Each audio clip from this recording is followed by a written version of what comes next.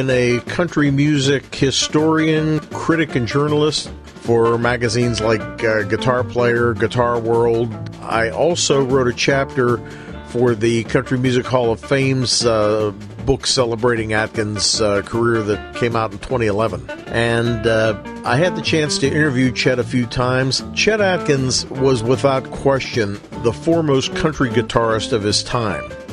But that's only part of the legacy and only part of the contributions he made to American music in general, and not just country. He influenced generations of guitarists across musical genres.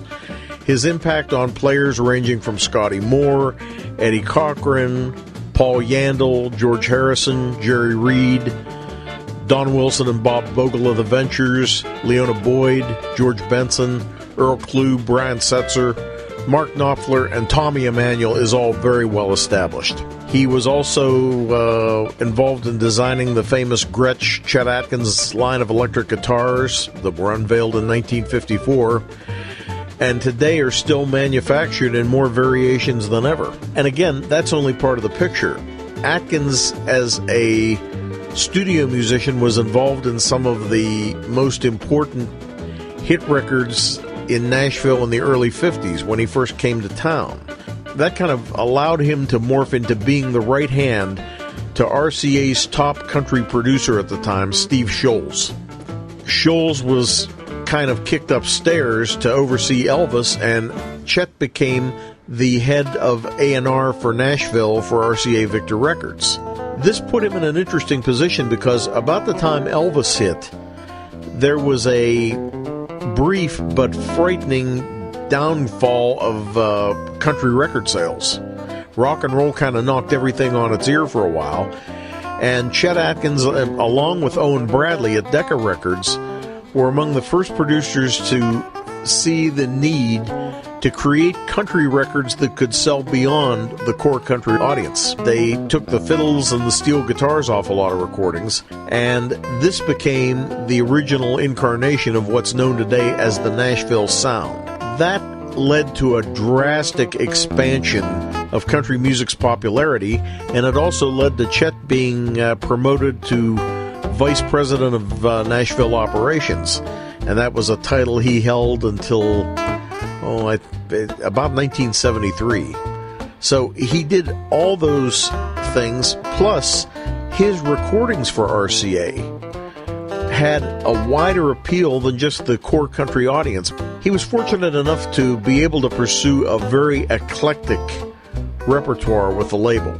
He did all types of music in all types of contexts, and as a result, the rockabilly and the country guitar fans could find something to enjoy, but also the upscale folks who were just buying stereos in the late 50s.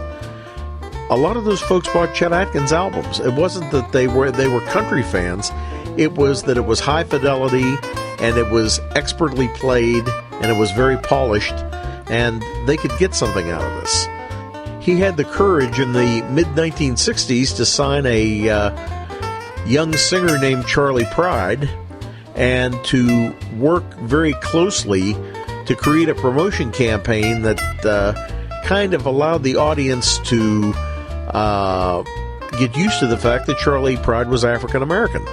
Yeah, Chet Atkins' Galloping Guitar in '53 was material that was released on 78s. Now, the first one really, though, that was done as an album per se was a session with Chet Atkins. That was really the first album he did as a unified effort, and it was mostly playing a bunch of old jazz and swing tunes. Hi-Fi and Focus came along in 57.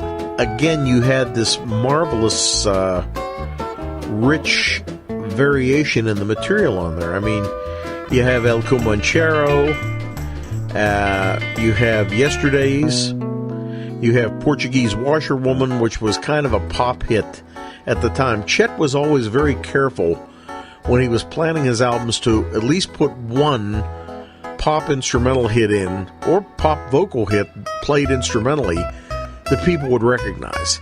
He had a very commercial mind when it came to that kind of material, and he was trying as hard as he could to get these records to sell. Bourrée from Bach was on there, Shadow Waltz, Lullaby of the Leaves.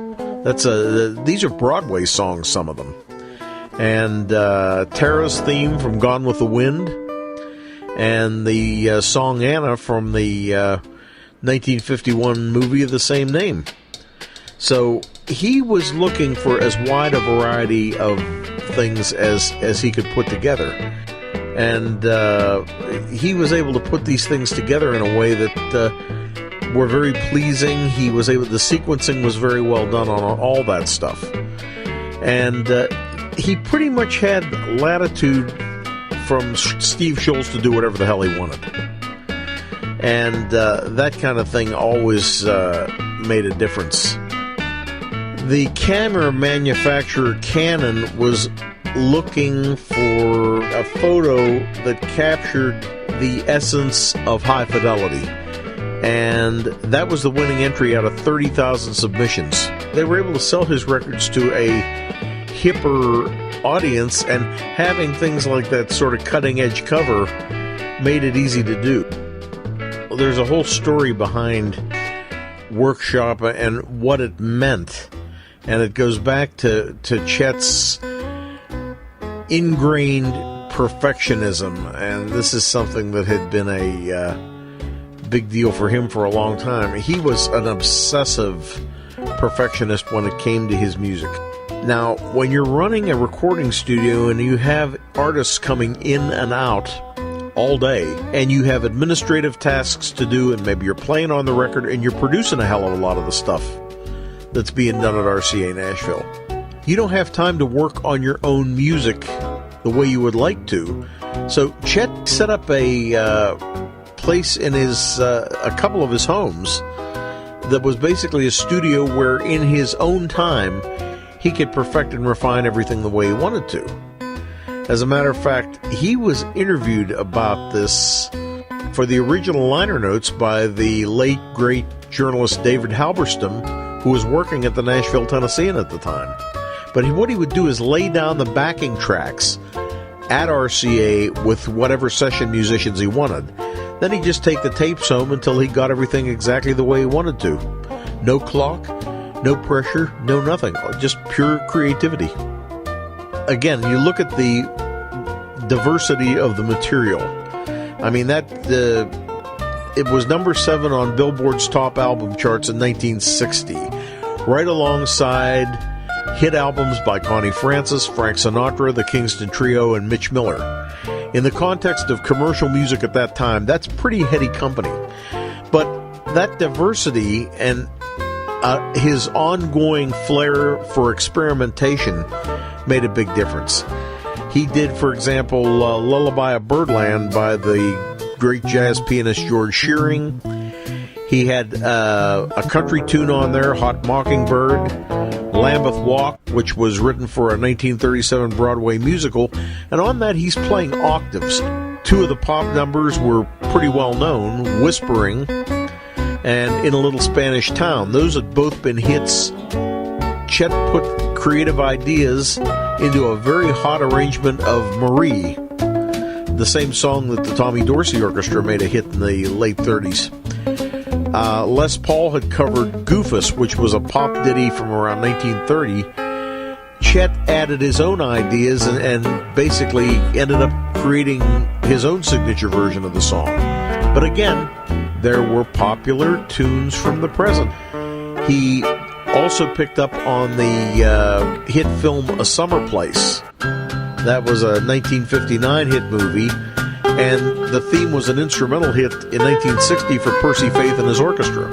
So it was a very recognizable tune, and Chet was smart enough to see that. Again, on this one, he overdubbed multiple parts the way Les Paul would have done it, and he added some tremolo, and the whole performance kind of shimmers. He grabbed Que Sera Sera, which was from an Alfred Hitchcock movie, and it was also a big vocal hit for Doris Day. And he commonly would do instrumental versions of hit vocals. So he realized that a lot of people wanted to hear songs they knew, songs they recognized. And I think with that one, he just had the right combination at the right time, and that more than amply explains why the record was such a success. I've worked with Bob since, the early 90s, when he Sundays was doing the Buck Owens material. That's how far back him and I go. These albums fit the context probably about as well as anything that you could have picked.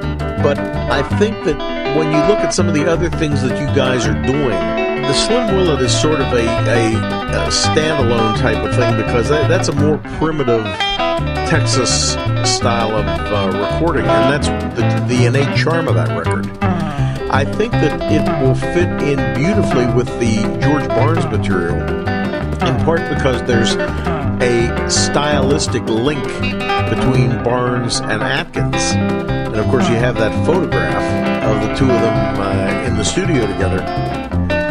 It's a happy confluence of history that Modern Harmonic is located in the same building as RCA Studio A, which is known as the house that Chet built. Hopefully, Modern Harmonic won't stop here when it comes to the Chet Atkins catalog.